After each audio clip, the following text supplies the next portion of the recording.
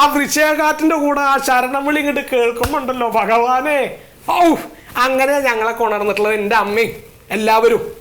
ഏത് വീട്ടിലും അങ്ങനെയാണ്. അല്ലാണ്ട് ഇങ്ങനെ പോത്ത് പോലെ കിടന്നുറങ്ങല്ല. എന്നാ ഇന്നൊരു ചേട്ടൻ പുറത്തുനിന്ന് കഴിക്കും. പിന്നെ ഏത് ജാതി ഭക്ഷണമാണ്, ആരാ ഉണ്ടാക്കണേ, എന്ത് ജാതി പാത്രത്തിൽ ഉണ്ടാക്കണെന്ന് ആർക്കറിയണേ? എനിക്ക് പറയാൻ തോന്നുന്നുണ്ടല്ലോ മണ്ടു.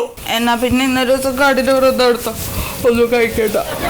ഞാൻ ഇവിടുന്ന് കുറച്ച് കഴിയുമ്പോ ഓഫീസിലേക്ക് പോകുമ്പോ പുഴുക്കും കഞ്ഞി ഉണ്ടാക്കി വെച്ചില്ലെങ്കിൽ അടിച്ച് സ്വാമി സ്വാമി അയ്യപ്പ എന്തിനാ എന്നെ ക്ഷമ അങ്ങനെ പരീക്ഷിക്കുന്നത് സ്വാമി.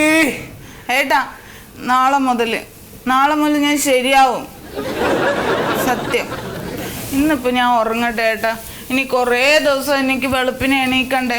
പറ്റൂല, പ്ലീസ് പ്ലീസ് എന്നെ വിളിക്കരുത്. ഏട്ടൻ പോക്കോ, വാതിലടച്ചിട്ട് പോയാൽ മതിയേ.